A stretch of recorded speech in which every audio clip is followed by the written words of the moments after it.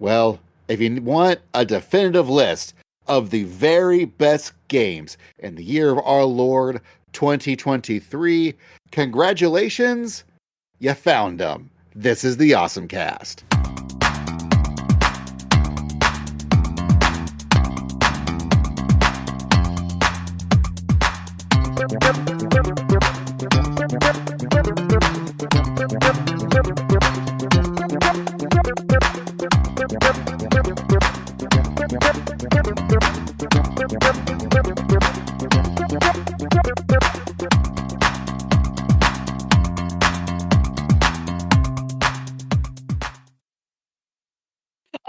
Oh my god, did you guys see the PlayStation Awards? No, and we're all what? No. I need to talk to you guys. I know we're recording, and I know that nobody's going to edit this, but I need to talk about the PlayStation 5, not PlayStation 5, but the PlayStation Awards. They were hilarious. Was Spider-Man 2 number one? Yes, Spider-Man 2 was number one in every category, and then the real winner of the category. Yeah, that sounds right. It was so funny. Okay, now we can continue, Basil. Go on. Okay. Hello and welcome to the OSMcast, your podcast for everything awesome. I'm Basil. I'm Kevin. I'm Dylan. I'm Umi. I'm John. Hey, are we finally recording that Gunbuster episode? Yes. And that's us. One day. One day. Hey, this episode is also entirely because of you, John. Yeah, I'm gonna throw some grenades here in a bit, but yeah, my least favorite game played in 2023 was trying to record a Gunbuster episode. I could not beat that game. Mine was trying to record a One Piece episode. Yeah, and the episode's so broken that we can't release. We'll have to re-record one of those too. So don't worry. Even if you do record an episode, it doesn't mean much sometimes. I almost died trying to record that episode. One Piece episode needs major patches. Yeah, the best ongoing game of 2024 will be the One Piece episode. So Don Trail's gonna be real pissed off. Anyways, so yes, this is our OSMawards for 2023 for video games. Now you may be asking your question: are we gonna do OSMawards for anime or anything else? No, we are not. Sorry, just the video games, and that's very specifically because John wanted to throw grenades, and I'm giving him audio to do so. Thanks, Basil. Love you. Love you too. So, how this is going to work is where each of us have our own top 5-ish games, and we're going to go through them, and as we talk about these games, we'll be talking about them.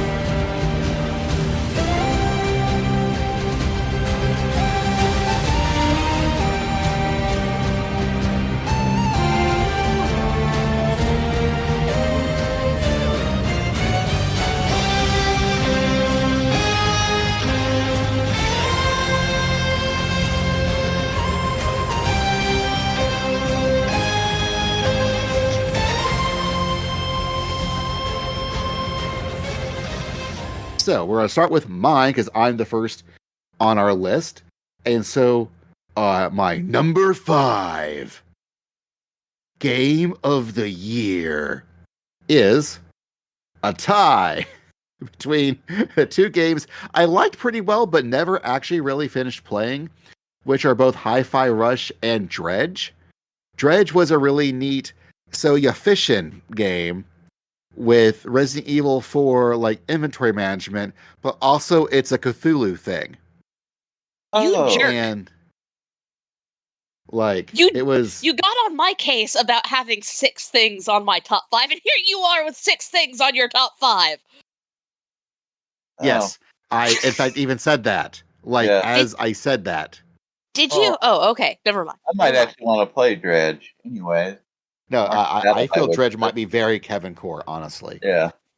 The other game was Hi-Fi Rush, which was released by Bethesda Studios and through their Tango Gameworks. And here's my first grenade. Hi-Fi Rush is the best game that Bethesda's ever released. That is not as much of a grenade as you think it is. Yeah, A lot of I'm people looking at have it, I'm like, is this my grenade? Because this looks familiar to me. Yeah, a lot of people have been saying that. Like, are you also including like all the previous Fallouts or Skyrim or like? Because I'm saying Bethesda, like, period. Well, Yes. none of the good Fallouts were actually Bethesda. So, yeah. I don't want to go too hard on this, but Bethesda games are not for me. I mean, myself, neither. But Hi-Fi Rush was really, really, really fun. It was cool. It's like a Saturday morning cartoon brought to life. It's an action game, but also a rhythm action game. It's a rhythm action game where everything you do is on the beat, whether you like it or not, and you get more damage if you actually do it on the beat. It was a really, really neat game. So that was my number 5s. My number 4 game of the year is Baldur's Gate 3, because it's a game that I like in spite of itself. See, here's my actual grenade. It is that Baldur's Gate 3 has some really, really brilliant, great ideas. I don't know how I like it as a video game, though. I mean, I could definitely see that. Like, I like the exploring and questing pieces of it. Like, I liked its implementation of 5e rules. It probably taught me something about that and like how to be a more effective cleric, for example. But yeah, I got real tired and frustrated when I got to end game. I was max level. I switched everything to lowest difficulty. I still struggled. I smoked the entire pack until I hated it. Can't wait for DLC though. My line about Baldur's Gate 3 this year has been, it's not a perfect game. It's not a game for everyone. It is an incredible fucking experience, depending on you. Like, for me, it was an incredible experience, and it was a personal experience. But as we're going to talk about this game more, you're going to find out how different my experience was from everybody else's. I'm going to save all my wanton praise for it for when it gets to my section, because like I have too much to say about it to put it here. Yeah, so I'll say it was fun. I mean, it is fun. I'm still playing it, but it's also incredibly frustrating. I'm only now that I'm entering Act 3, have finally figured out exactly just how I want to control it with the mouse, finding all the right settings, making the edge pans at the right rate, but sometimes everything is still too claustrophobic because they tried to build it too realistically where actual people would live in places. And it's hard to I miss clicking all the time. Again, it's very frustrating to play. Now, the storyline is very good. I like how it branches the narrative and how it takes all sorts of things into consideration when you're playing it. It's just also very frustrating to actually play. I also played Pillars of Eternity this year, and my God, that's a wonderful Baldur's Gate 3. In that it's an excellent game that clearly came out of the lineage of Baldur's Gates 1 and 2, whereas actual Baldur's Gate 3 feels like it's a marriage of Baldur's Gate, but also along with like Dragon Age Origins. Like this, Larian feels like they've created the ultimate BioWare game, which is still impressive. But for me, again, it's still number 4.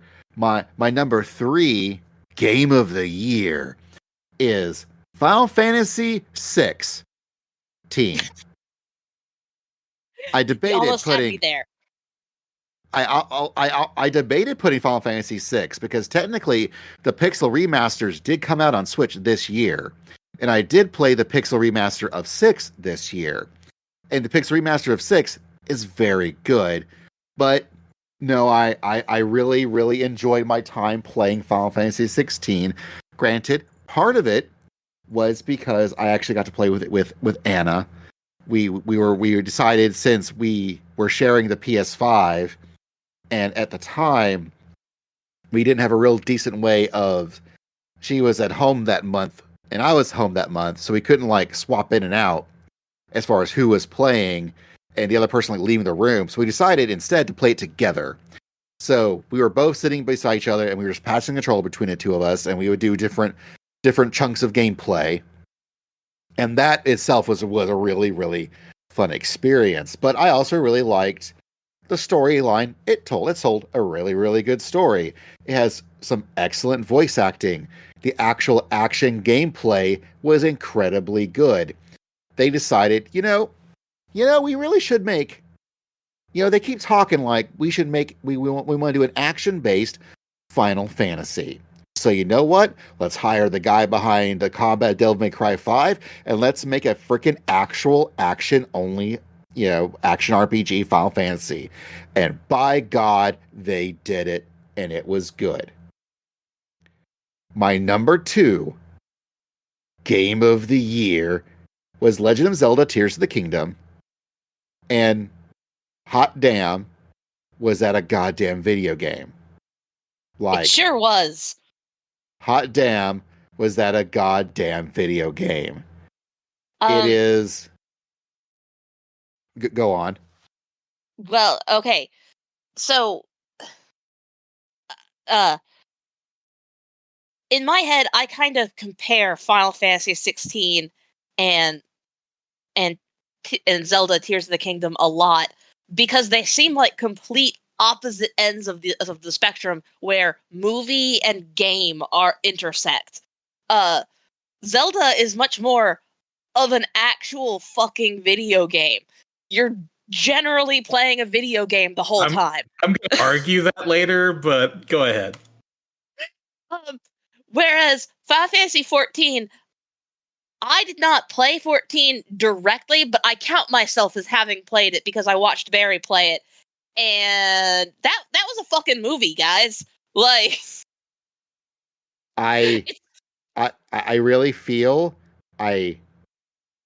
now Final Fantasy 16, and we're talking about Final Fantasy 16. 14 now has its own podcast. Just so, sorry. Did I say 14? You did say 14, which, I mean, sure, it has the same producer, but they're also by Division 3. Like it's a lot of the same folks. There's enough Final Fantasies that it's excusable that you mix them up. Like, especially when 14 has been a part of my life for so long. But I was talking about 16, and 16 is pretty much like an interactive movie. Like, it's a really good interactive movie. And I definitely think people should watch it. It's why Final Fantasy 16 is on my list, too, even though I only sat back and watched it. It's why it's also on my... man, I really need to play that game, because I keep wondering, like, would I feel, like, more passionate about it if I had actually been controlling it? But, man, it was so cinematic and beautiful, and, like, it was good. I would argue that you might actually, because I think the actual playing of 16 is incredibly fun. Yeah, it is a really good action game. That's sadly the part I have no commentary to make about, is what the actual gameplay is like, because, as I said, I just watched it. But this is technically me heaping praise upon Zelda: Tears of the Kingdom, where this is definitely a sequel. It is not a downloadable expansion. This was straight up a sequel. There is more new to this game than there is old. Whether it is how they do with the item system, where you can now sort of mix and merge and create stuff with your abilities, the inclusion of both the Sky Islands, but also the depths, where the depths is an entirely all new area that's as large. All black, all spooky, all creepy, scary. Like, I would also argue, you know what? I know that Alan Wake 2 exists. I know that Resident Evil 4 Remake exists. I'm going to tell you that Zelda Legend of Zelda Tears of the Kingdom is the best horror game this last year. It was, the depths were as creepy and spooky as hell, and normally I'm not into horror games or anything remotely approaching it, but I was hella into the depths. It was super cool. I think this is still the best Zelda overall storyline I've ever had in a Zelda game. This game rocked. Was it too big for its britches that, oh my god, there was just so much of this to play? Yes. I'm glad that you can sort of end the game on your own terms whenever you want to, but goddamn, is it a video game? And it would have been my number one, except for another Nintendo game, Super Mario Wonder.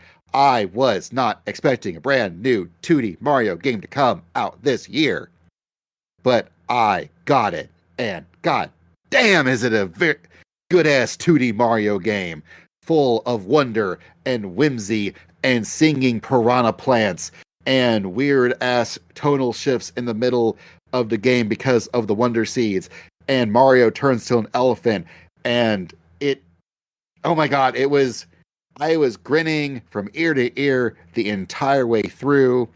I literally dropped essentially my entire life, everything I was doing, just so I could finish that game because I wanted to see what's next.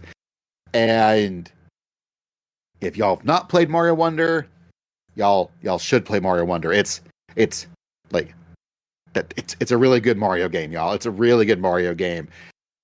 There has always been a lifelong like battle within myself, whether as a Nintendo fan, if I like Mario more and Zelda more, and this year really ran me through the ringer because Tears of the Kingdom has been modern Zelda, like just at its very best. And Mario Wonder is modern 2D Mario at its very best. Like, this might be the best Mario game since the first Yoshi's Island or Mario World, depending on which one you can, if you consider Yoshi's Island a Mario game or not. So, it is very good. Those are my top 5 games of the year. And it's purely because of how much you gush over this game that I really wish I had played this game. There's just been so many other games and so many things I've been trying to get to first that I haven't been able to, that I haven't had time to get around to playing this game, but I do want to. I will also say that if anyone plays Mario Wonder, do not play with the sound off. This is a game that you will need to play with the sound on, because multiple times throughout this game, it will turn into a musical. And if you ain't hearing it, it works. That's all I'll say, is that it works. And it did it before Alan Wake did. Suck it, Remedy. Huh. Actually saying that it's turned into a musical has done the most to make me want to actually play it. Yeah, I did not know that, and now I want to play it even more. In fact, next time you come over, just bring your Switch, and why don't we play it? Why don't we give it a shot? All right. Okay, Kevin, it is time for your game of the games of the year for 2023. Okay. Well, starting from the bottom, once again, number 5, Final Fantasy 16. I feel like we talked a good bit about Final Fantasy 16 already, but, you know, it was fun. It was pretty. I sort of forgot it existed for several months. That's probably why it's at the bottom of my list. But it was a good time. It was a good time. I highly recommend it. Very, very solid action gameplay. Some of the best acting I've seen in a Final Fantasy game. Is very memorable, both main characters and side characters. But In fact, I would say it's some of the best acting in a video game, period. Like, they really, this is one of those, I would normally, for a Japanese game, I would throw the Japanese track on as soon as I could. yeah. This is a game I did not. Oh yeah, that is true. I would almost always go Japanese language, but I liked the the vernacular of the English version. I liked the actors in that. They were, everyone had a distinct way of speaking. They felt, I don't know if it's the best acting in a video game ever, but it's probably in the list you're going to have to sort out to pick the best video game acting ever. I'm going to give you guys both a pass on that because I don't think you intended those to be grenades.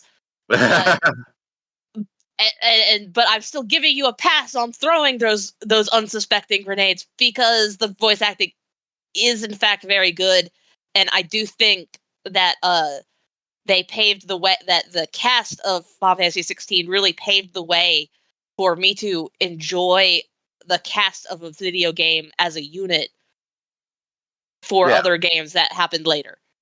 Yeah, so I guess moving past that, my number 4 is a little game I expect almost no one played called Thirsty Suitors. That is no idea. Yeah, it's man, I wanted to actually say who made it, and then I realized I'd closed that Windows. It's Outer Loop Games, published by Annapurna Interactive. It's RPG / skating game / dating sim / cooking game. Where with a lot of Southeast Asian inspiration to its setting. But it's like you play a girl who's coming home to her small town because she basically made a complete mess of her life and left. And unfortunately, she now also has to deal with her family and several of her exes of different genders and nationalities and backgrounds.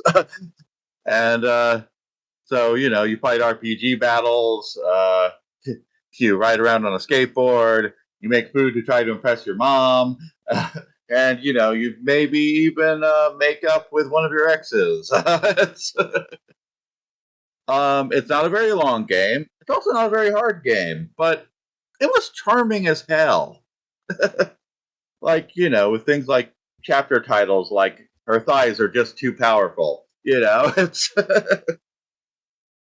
all adults are basically cops, things like but it was a very fun game. I'd say look for it on a sale at some point. Part of the reason it's on this list, because I just thought it'd be a weird choice, and it's a game that I think just flew past a lot of people. And it's like in the pile of cute looking little indie games, I thought that one was worth mentioning. But it was a good time. That's still only my number 4. Now getting into the real nitty gritty. My number 3, Armored Core 6. The game that made hardcore Dark Souls players flee in terror. If you're not familiar with the Armored Core franchise, which you might not be because there hasn't been one for a while, it's an action mecha game with customizable builds for your robots, and that really comes down to it. It's from FromSoft, it is your Dark Souls people. Except the Dark Souls element is that you will play the mission and then realize you have completely the wrong setup for it and just have to try again with a completely different loadout. Which Armored Core was it that had the entire? Because I remember it was one of the Armored Core games, but which one was it that came with the entire cockpit setup? Oh, you're thinking of Steel Battalion. That yeah, was- Steel Yeah. Battalion, Oh, okay. which Yeah. is an equally neat game, and I honestly wish I could get a chance to try that with its whole ridiculous rig. They vary between somewhat reasonable and ridiculously stupid collector's item prices, and you just got to catch it at the right time. It's Okay. unfortunate that they didn't just make that a platform where everybody could make their mech games Right. using the Steel Battalion controller, because Yes, because that would have been How- so cool. It Yeah. was so cool. Now, I do have to say about Armored Core 6 is I need to play it more because you apparently need to play through the game 3 times to get the whole story, because on subsequent playthroughs you unlock branching choices that fill in details about the world. It actually does have a kind of an interesting story, even if it's literally just told through radio conversations. It was interesting seeing it when it came out for like fan art of what people thought the characters looked like, because you don't ever see any of the people behind these robots, not even yourself, really. It's Very cool. but it can be I think honestly the very first stage is actually secretly the hardest stage, because you have no options to customize. You just have to beat it, and it will pummel you into your head how you play this game, whether you like it or not, before you get past that first stage. And that there's a lot of road bumps if you're just not a serious mecha fan. But I am. I do like the Armored Core franchise, and I know I highly recommend Armored Core 6 if you for the rare action title from my recommendations, because everything else is an RPG. If you want something a little more actiony, Armored Core 6. And technically, I've got these out of order on my list, but number 2 would be Baldur's Gate 3, because Baldur's Gate 3. I Yeah. feel like most of what needs to be said may have already been said. For a brief overview, I feel like there'll be a real episode for this one day. But also, honestly, also a top contender for best video game voice cast ever. Yeah. Like they're really good.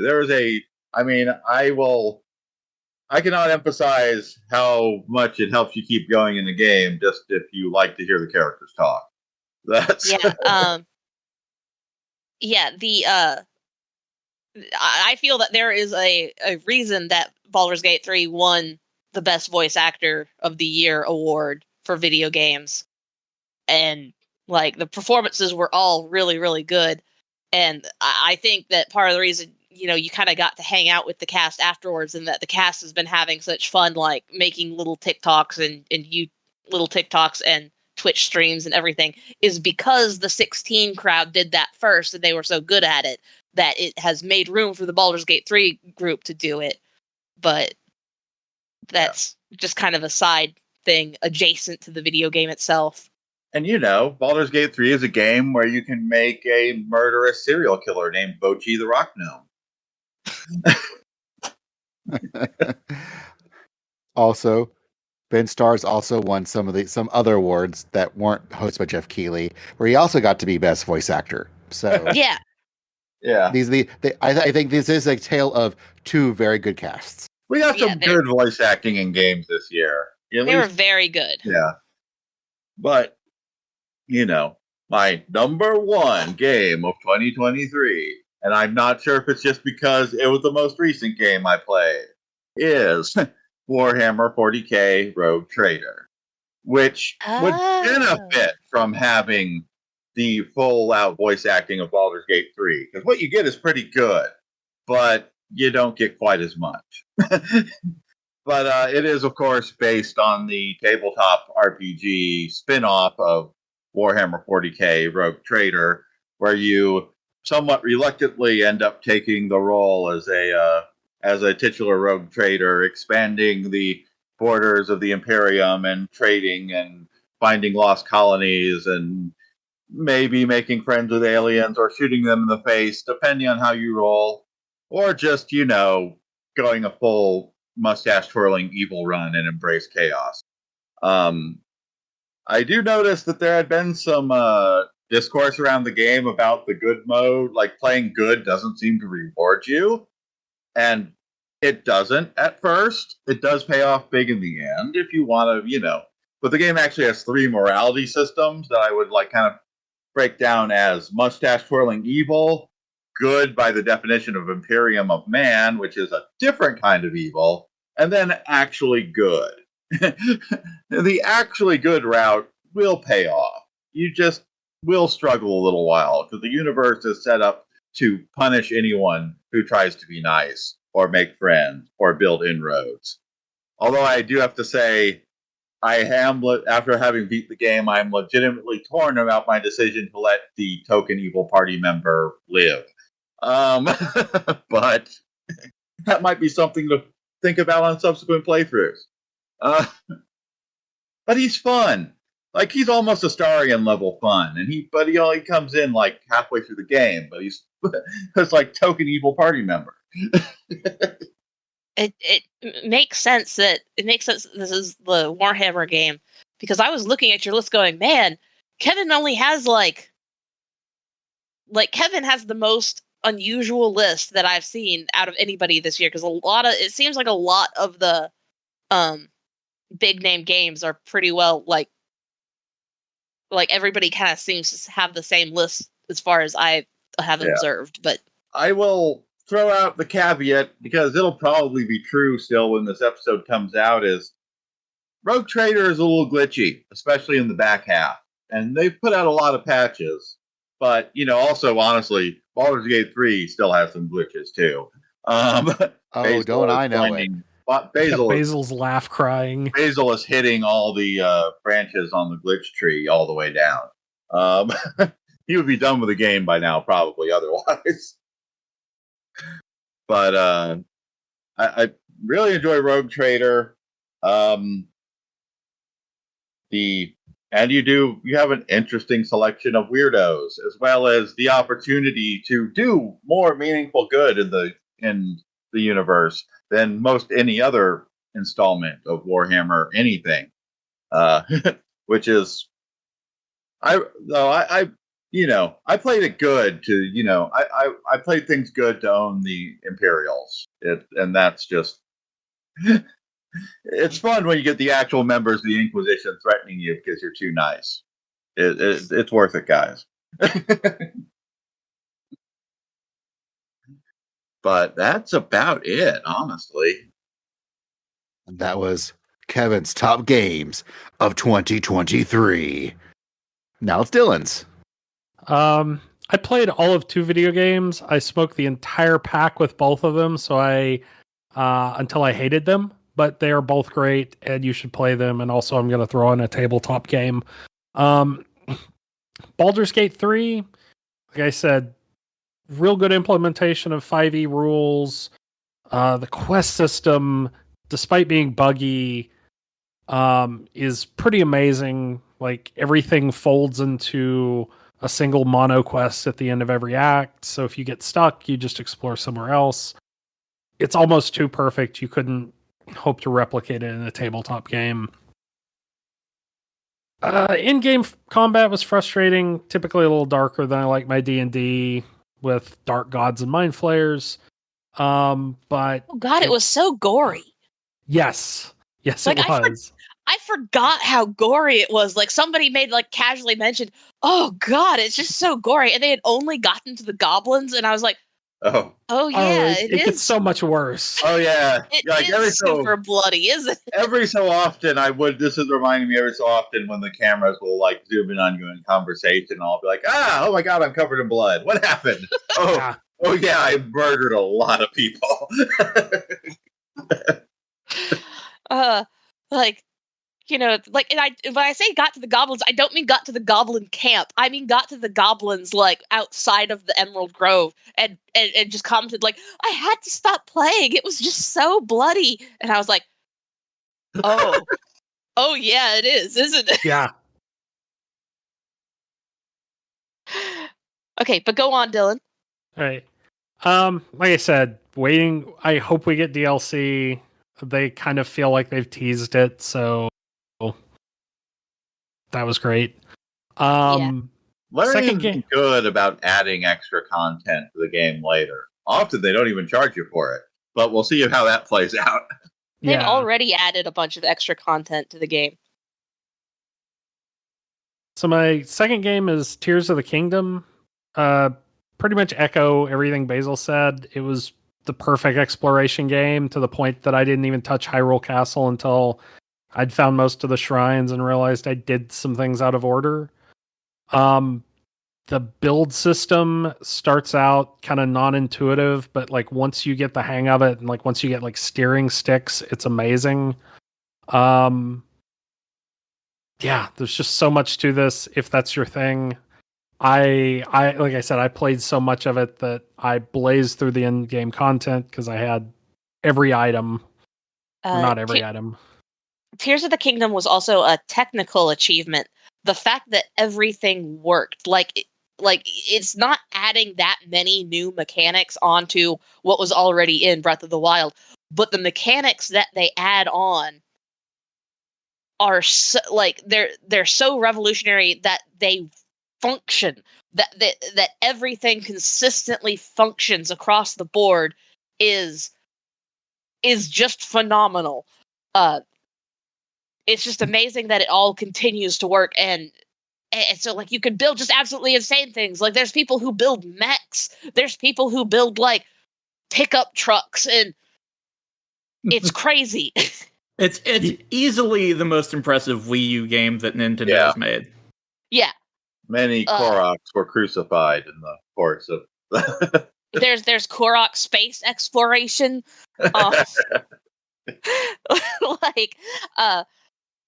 Like I would make the argument that that Legend of Zelda: Tears of the Kingdom is basically the perfect.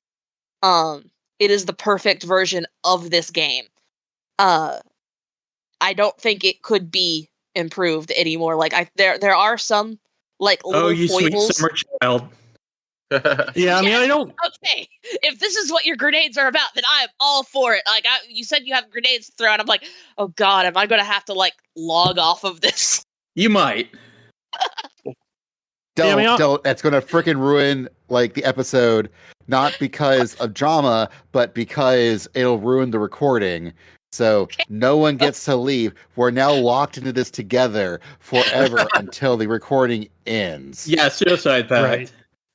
Also, props to Monolith Soft, as you know, they're sort of the backing team. Not only are they like making amazing games with all the various Xenoblade Chronicles, but they also are they help with the development of Tears of the Kingdom. And I'm pretty positive they're the reason why this game runs so well. Just very likely. So well. It's because of Monolith Soft's magic. And that is why this is such a well-running Switch game. Because I don't think by the time that Tears of the Kingdom exists, it could run on a Wii U. I'm pretty sure this is, in fact, a Switch game. And even it's just a matter of how much data you put on a Blu-ray. Yeah. Well, even, I don't know, like, even with some of the physics, I remember seeing game developers at the time going, like, I don't know how they did this on a Switch. Yeah. The physics is also amazing because, you know, Basil talked about the depths, and the depths is super cool for exploration. If you are sitting there feeling like, oh, I want a game where I can just go and explore and I don't have to worry about plot or story. I cannot see jack shit for anything for miles and miles. This is your game. Well, the depths and the overworld are tied, so like there's ways that kind of gives you a guide. Like if you want to go underground and find all the shrines, yes, you can definitely do that. If you want to do the one story quest down there, yes, please go down there and do that.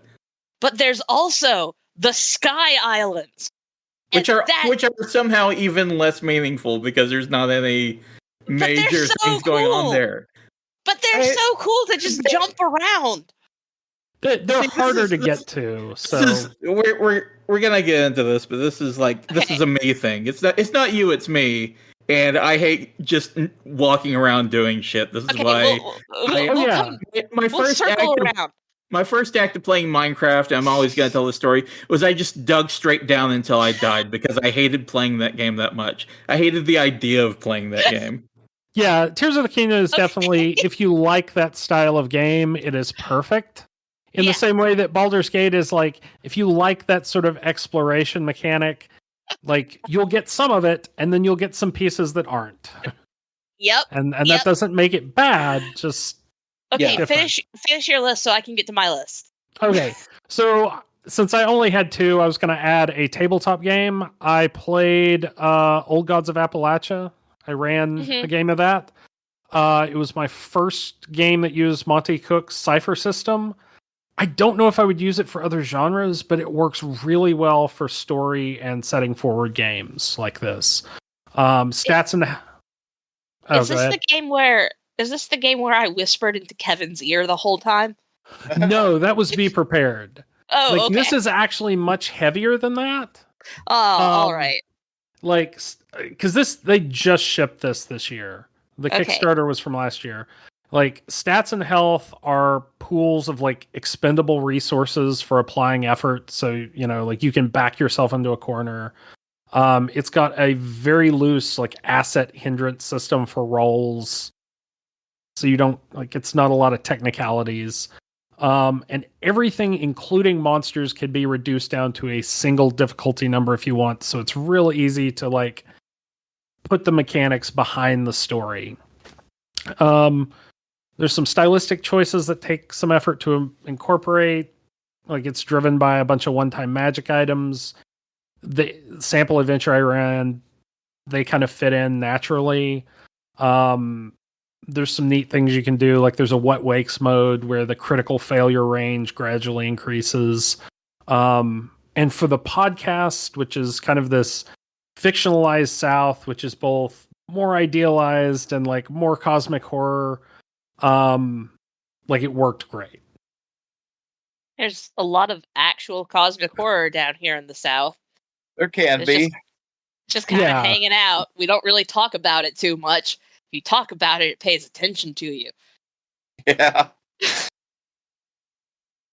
And I feel like that's the biggest thing that people who don't live in the South don't understand. But now I understand that it's time for Umi's list. Okay. It's time for my list. All right. So I have two categories of games on my top 6 of the year. Games that I actually played and games that I just watched Barry play. And I'll be very forthcoming about which ones I actually played and which ones Barry played. But we've got one nice big TV, and we both have severe ADHD. So one of us playing a game while the other one plays a game is a very good way for us to play games. Anyway, so my number 6, I only recently started playing it back in December. Don't Starve Together.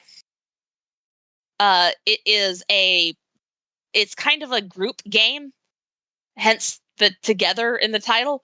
It's like if Tim Burton made Minecraft. That's a description. So it'd still be garbage. Yeah, John, you would hate it. There's nothing about this game that you would like.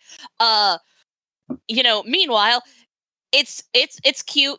At the start of the game, you pick a different character, and each character has different little skills.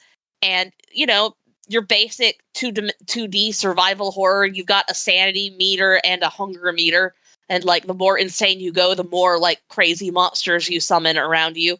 If you get to the point where you want to start farming monsters, that means you have to start intentionally making yourself go insane. But you grow food, you manage your resources in your inventory, and you try to put like a good party composition so that you don't all starve and die and have to completely reset the world and lose all your progress. And it's very fun. I enjoy it. Let's see. Next on my list is Final Fantasy 16, which I feel like I've already talked about sufficiently. we've already talked about it. I did watch that game rather than play that game. So I would really like to come back to Final Fantasy 16. Like, if we ever do a Final Fantasy 16 podcast, I want to try to have at least played it by then, because I get the feeling that a lot of my complaints about it might not apply once I have actually played it myself. But my major complaint about it is that it felt very much like it felt like a movie that had mandatory participation. And so in order to watch the movie, I had to do all this stuff. And I had a lot of complaints about how it felt like a lot of the areas were really just kind of open to the point of being tedious. Like, it was still a tube. It was a very well covered, disguised tube that they were having me walk down. But they were still basically making me walk down a tube from one end to the other before I could activate the next section of the movie. And I did get to sit back and just watch it. But I watched how kind of irritated it made Barry to that he would have to pick the controller up to suddenly start interacting with it again. And so I feel like if we're talking games, that is a problem with a game. If somebody is irritated that they have to play it and they can't just keep watching it. But otherwise, the plot was good. The characters were good. I highly recommend people watching that game. The next one on my list is Lies of P, which I also watched instead of played, because I don't like playing Dark Souls games, but I love hearing about the lore. Like, I've started going to sleep at night listening to the lore of various Dark Souls-like games. And since Lies of P, won so many awards, Barry and I downloaded it, and he actually played it while I sat there and looked up all the YouTube stuff. And it was very good. If you like Dark Souls games, it's a good one. I feel it's a little bit easier to get into if you're not super into it, so it may be a little bit more accessible. I feel like my own like the racism that Japan has instilled in me showed through when somebody said, "Oh yeah, it was made by a Korean developer," and I just went, "That figures." Like, I'm not even sure what I meant by that, because like I'm rating it as like one of my top games of the year. So That's just how racist Japan is against Korea. It's just like, just it wasn't a Japanese game. Oh, that makes sense. Like, what does that even mean? I don't know, but I can't listen to Korean pop bands, so yeah. But it's very good. I really liked the music in it. Let's see. Next up on my list is Alan Wake 2. I'm hitting all the main titles, as you can see. Alan Wake 2, when the Game Awards were playing, I thought we had already played Alan Wake 2. I was wrong. We had played Alan Wake 1, but then, like, Control is one of Barry's all-time favorite games. So it shouldn't be a surprise that we also really, really loved this game too. The controls were a lot better than Alan Wake 1 and Control, but they were still, that kind of controls, which is my major complaint about that game and why I let somebody else play it instead of playing it myself. But in this game, so that spectrum comes up again whenever I want to talk about this game. Legend of the Zelda is all the way on, this is a game. Whereas, Final Fantasy 16 is on the opposite spectrum of, okay, so this is basically a movie. I feel like Alan Wake 2 sits at the same place on that spectrum as Final Fantasy 16. It just goes in a different direction from it. Like, the entirety of Alan Wake 2 is like a movie that is happening all around you while you are pushing the main character through the set. as opposed to 16, where it's a movie that happens and then you have to move from one place to the other. Does that make any sense? Yeah, having played just a little bit of Alan Wake 2, like I basically got to the first boss and decided that this is really hard, and then got distracted by something else. I really want to also play the whole game, but I'm going back in easy mode next time. Well, yeah, it really reminds me of Control. Control is very similar in that it feels like you are playing through like a narrative experience. It sort of sits in between like the walking simulator and a game, and it's more on the game side, but it still has all the trappings, all the narrative trappings that you sort of just exist in. So that makes sense that Alan Wake 2 would be a similar way. Yeah. I also now understand why people really wanted Alan Wake 2 to win the Game Awards. And let me tell you, it's not actually because Alan Wake 2 deserves it. Like, there were several other games that came out that were better, but the way Alan Wake breaks the fourth wall and the way that it has a story within a story, it just would have been super meta humor for them to win. It would have been for a lot of folks, hilarious.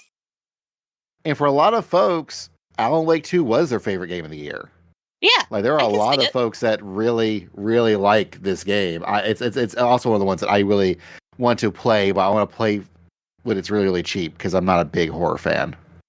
Well, I really am a big horror fan. As I believe I said one time, and it disturbed John greatly.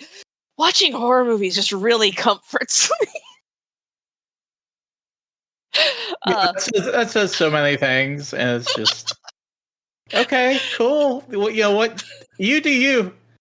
So Alan Wake 2 has this one section in the game, and it's so brilliant. Oh my gosh! Like they put you have to go through this underground like nursing home / psych hospital area. And they've got all this stuff, and it's just like you've only got like your little flashlight ahead of you, and it's just perfectly set up for like all the Silent Hill jump scares, like for all the like enemies to come out. Like you're just like, okay, something's gonna come up out of this water and attack me just any minute.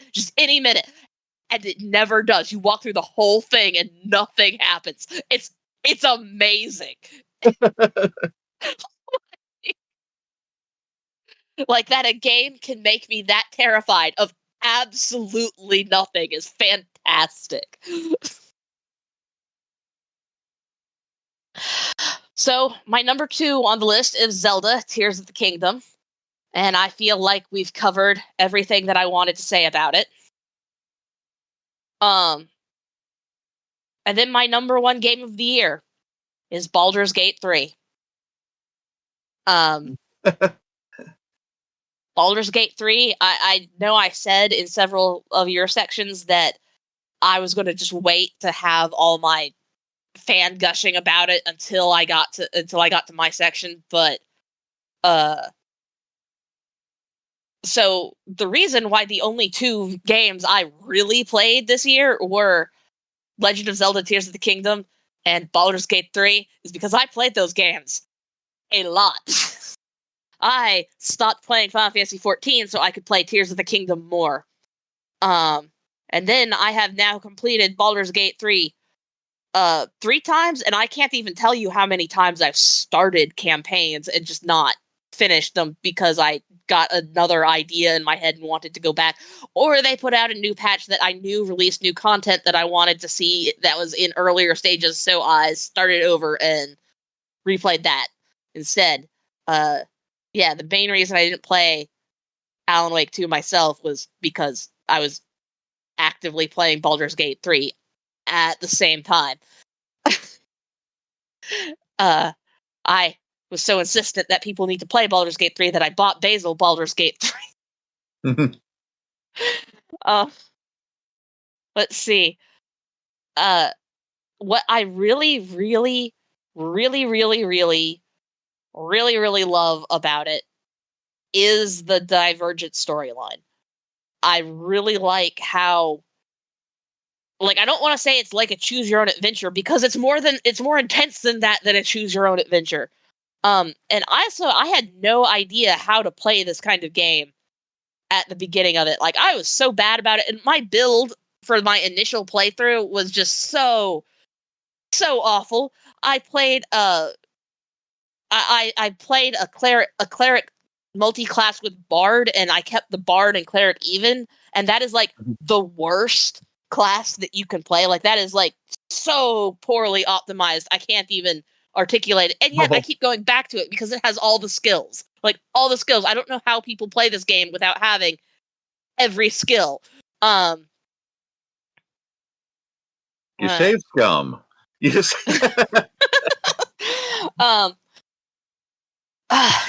but like, I think it was around in Act 2, like, I finally started figuring out how to play this game. Like, oh, I have to use all these spells that all these like spell scrolls and special arrows that I've been collecting, and I have to actually put together strategies for how to deal with encounters. And once I started doing that, I felt like such a genius, and I had so much fun. That now that's part of the joy, is going through and going, how badly can I just how badly can I cheese through this fight that originally took me, like, I just kept dying at over and over and over again. Because there's so much to explore, so much going on. And the main thing is the characters. The characters are all so incredibly dynamic.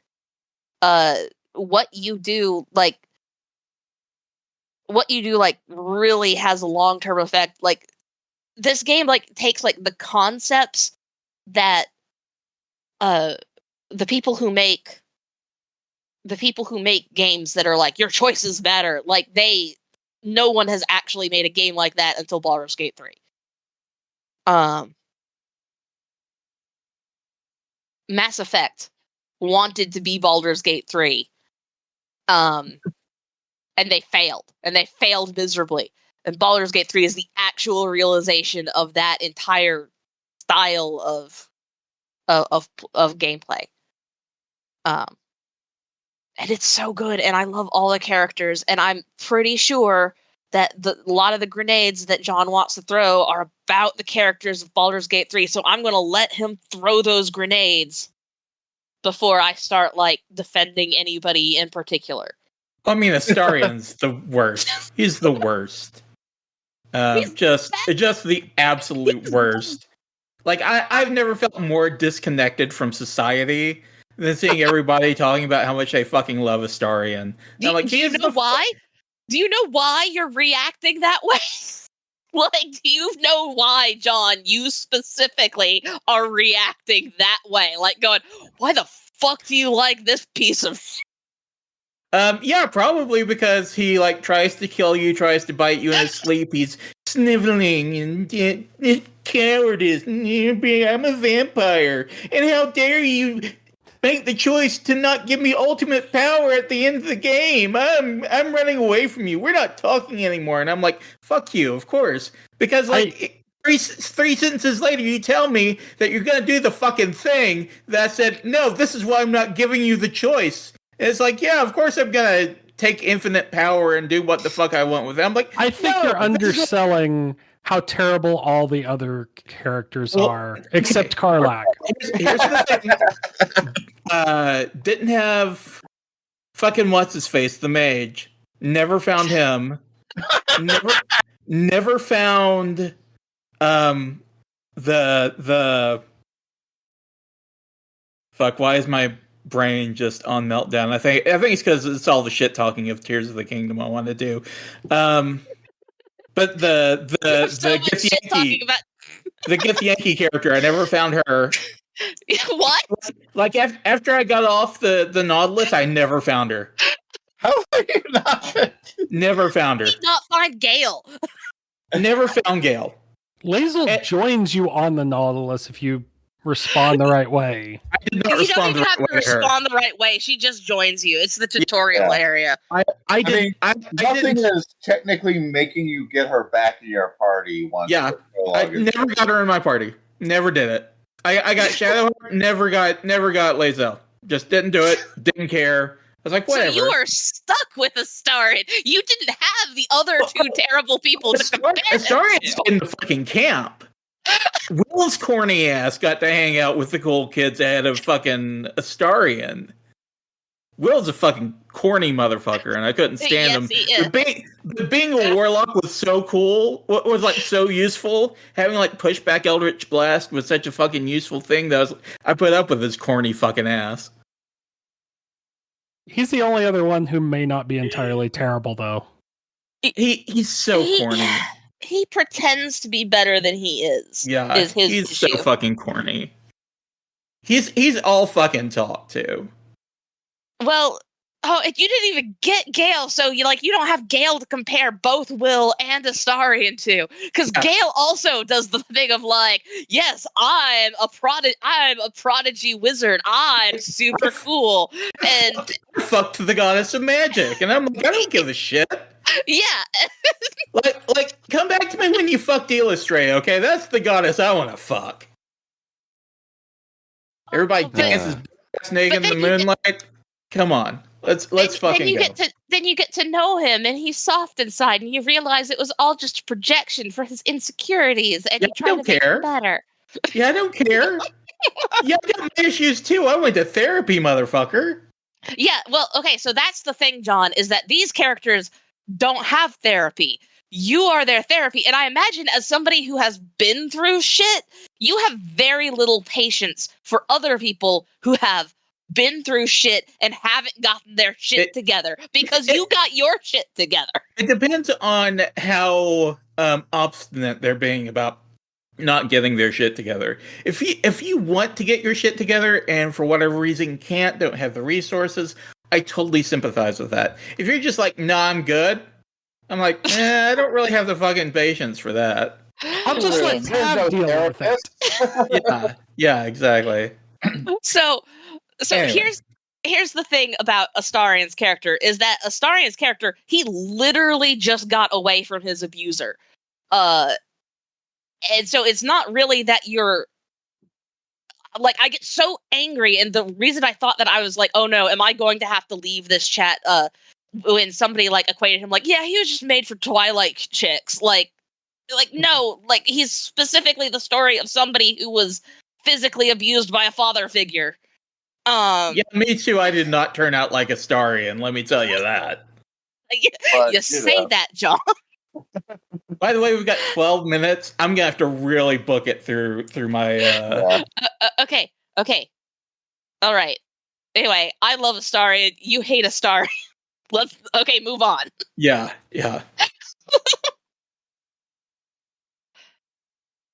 What other games do you want to throw some bombs about?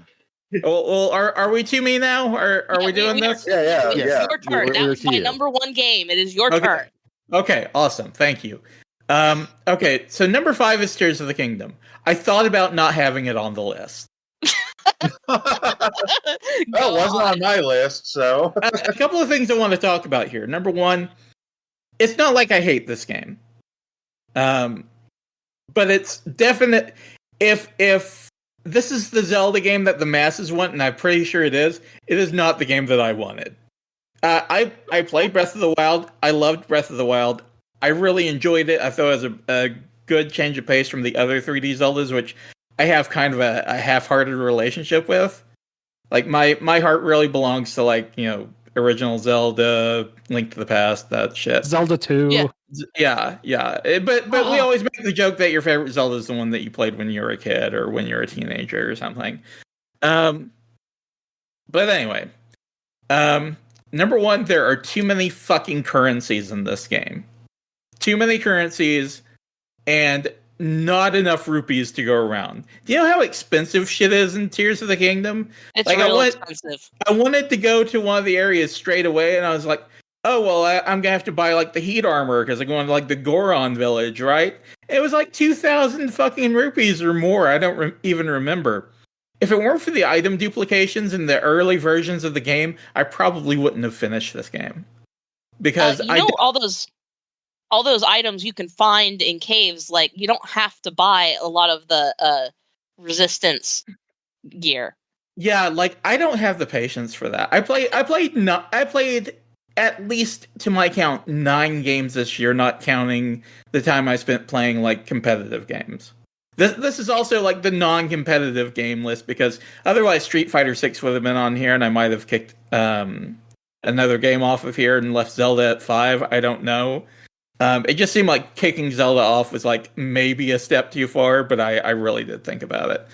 And I made jabs about this earlier, but like the upper and lower areas just didn't do it for me. There was like one story quest down in the depths, and I don't think there was anything once you got out of the tutorial that like brought you back to the Sky Islands for anything other than sightseeing. And I know that most people, especially a lot of people that I know that love Zelda, like they want to spend all their time in this game. And this game is great if you want to do that. Yeah. I am not that person. Like my ideal non-linear Zelda game is like, okay, I know there are like 8 dungeons I gotta go to. I gotta find them. I gotta clear them out. Each one's gonna be a little different. And we're gonna go fucking find Ganon and kick his ass at the end.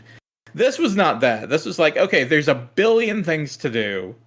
There are 4 main dungeons, and they're all kind of samey because they all have the same, like, okay, you gotta, hit 4 locks or 5 locks or however many it fucking was, and then you can go fight the boss. I'm like, man, this is the fucking same shit every time with like, Here, do it in the sky. Here, do it in magma. Here, do it in the cold. And I was just like, I'm not really fucking feeling it. I did really enjoy, though, when you had to, like, build the fucking glider to get into the dungeon in, like, the Goron thing. I wish the game had lots more of that.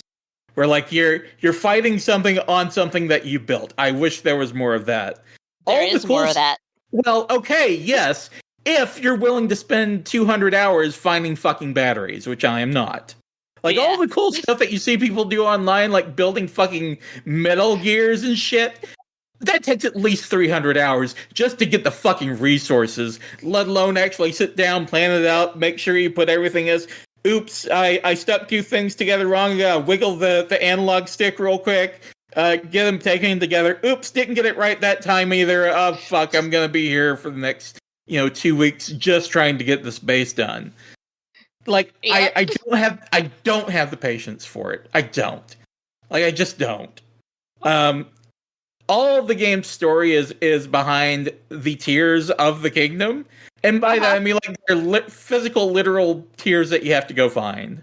It's a little less cumbersome than I have to triangulate which area on the map this is to get the story from Breath of the Wild, which I thought was total bullshit. This is a slightly less dog shit way of finding it, because at least there's like these big glyphs in the land that tell you, oh, you should go looking here. I'm like, okay, cool. But I also just like pulled up a guide and speed run that shit because I like. Listen, the original Legend of Zelda was not that huge. If you just wandered around all day, you're just gonna die, and then you have to fucking figure out where you were again.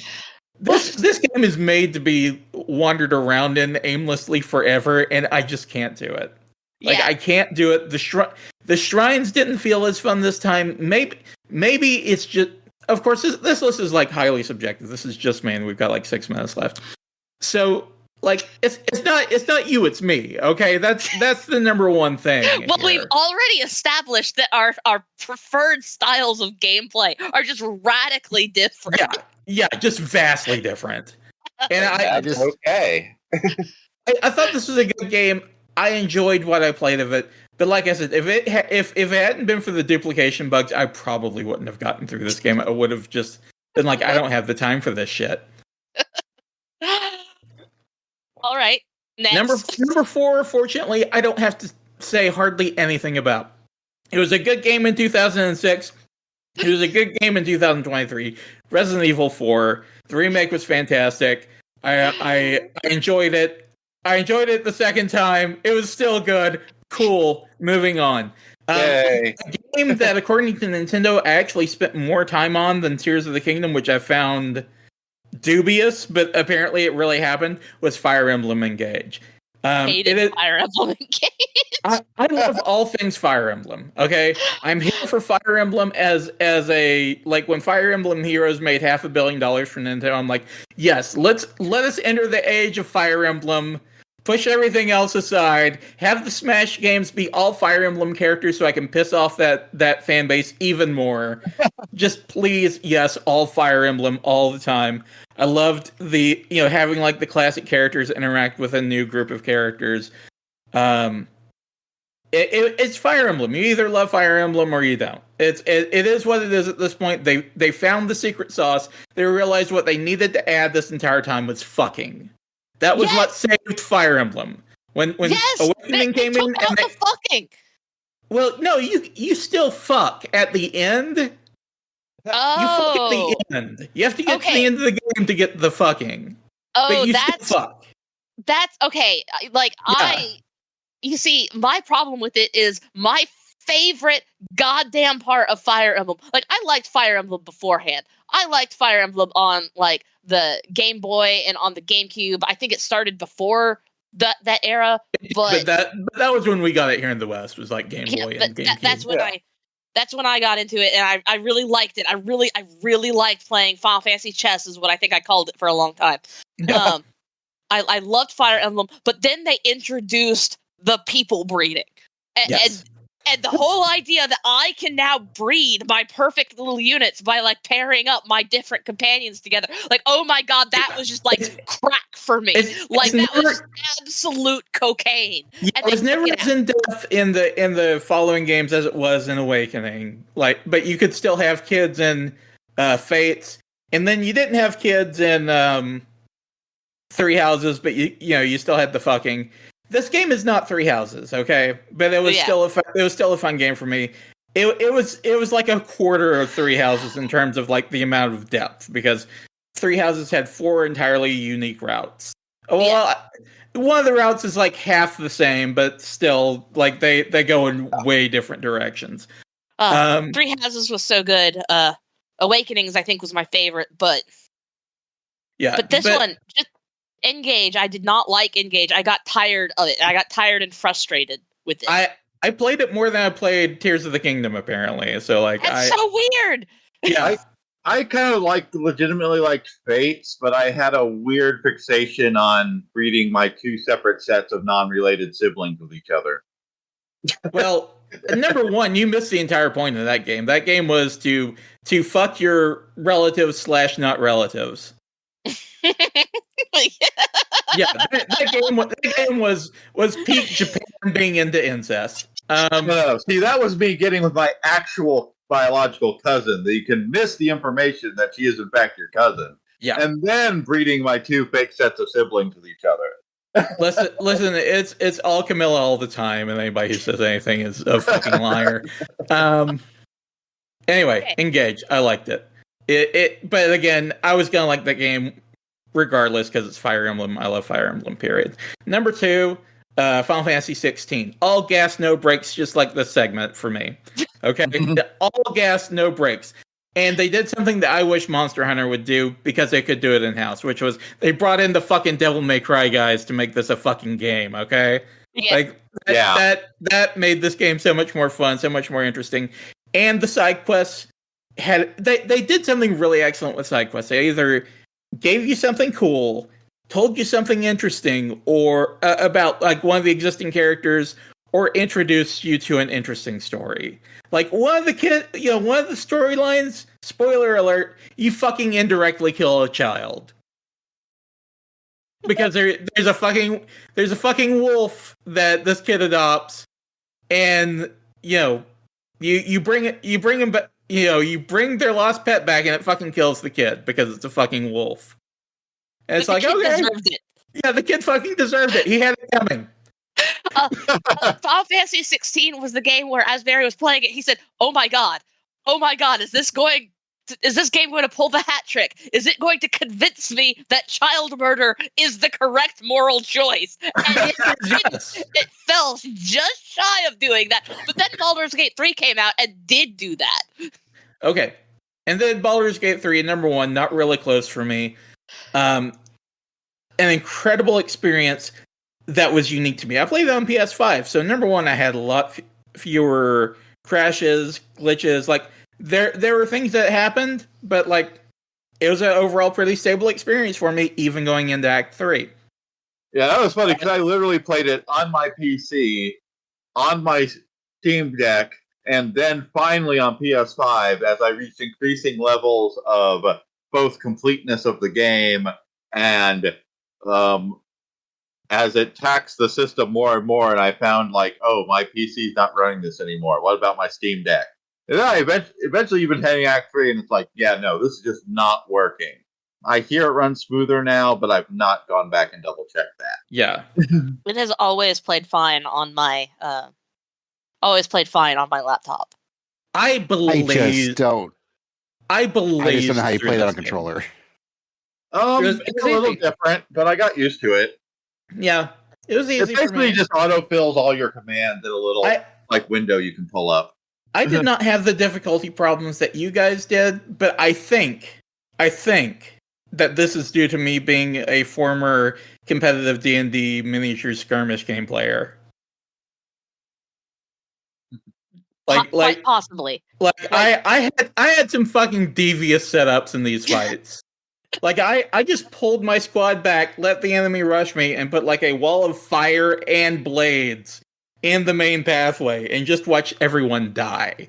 Like, I had to build for my main character, who couldn't be hit at the end of the game, because she had, like, an armor class of 22 and blur, so you had to, like, hit armor class 22 twice. Good luck with that. So it was... I breezed through the game, but the big thing for me was that it really allowed me to role play through a game and get a story that felt unique to me. Even though we all played the same game. Yeah. We all played the same game, but we had very different... Yeah, very different experiences. Mine was very personal. It felt personal. And it had all these fun little moments for me, either when it was rolling a natural 20 to... on a DC 30 to get Shadowheart to convert, which I know is like a preordained thing when you're rolling that. But it was such a cool moment. You saw like the DC of 30, and I'm like, I'm gonna have to save scum this, aren't I? And it was like natural 20. I'm like, hell yeah! Fucking nailed it on the first try. And it felt so good. It felt so good. The game felt so good. Like I said, it's not perfect. It's not for everybody, but it's such an incredible individual experience. Yeah. So that's it. That's my top 5. Dylan, you can go. You can go. Basil, you can go. Let's get the hell out of here. Okay. So this has been a production of the OSMcast, because what y'all are hearing, folks, by and large, is what we did. This is not that barely edited. And if it does, was done by me at the very beginning. But you can find our stuff at OSMcast.com, where you can find all our other previous episodes and all our future episodes. Something tells me that some of these video games are going to get their own episodes. I don't know. Just something. I don't know what to tell you.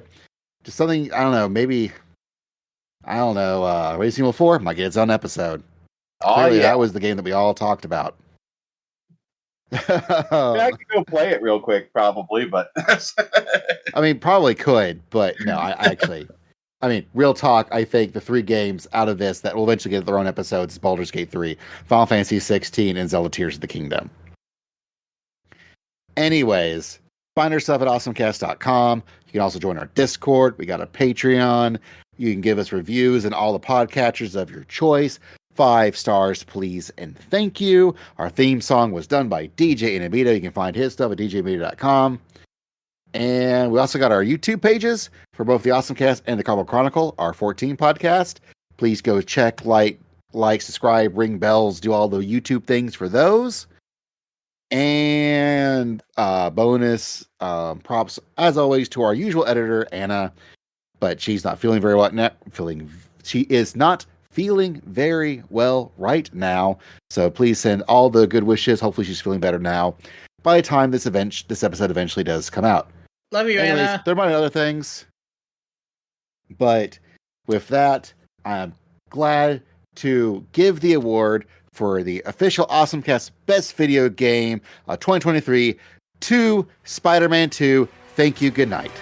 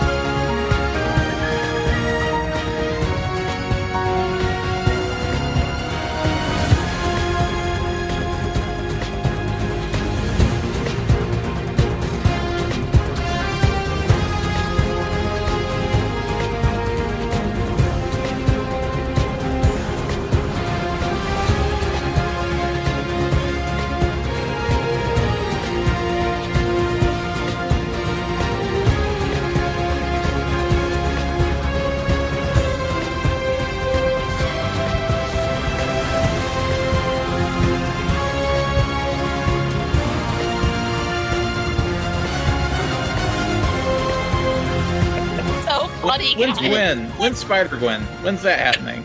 That's extra funny because none of us had it on our list. Yeah. Yep. I don't know if anyone has actually played it. I played about we're half of downloading it. it right now. We're downloading it right now. We're gonna play it. Yeah, I feel like I played about half of it, but I'm not sure about that actual percentage. I mean, it's pretty good. Yeah, Yuri Lowenthal is easily my favorite Spider-Man. it's But it's solid. Like if you like the other Spider-Man games, it is more of that, and it is solid. Yeah. Like it's lost a little bit of the dramatic impact since they've done this before twice already. Yeah. It lost a little. Yeah. Yeah. Yep. All right, I'm now hitting the stop button. Now.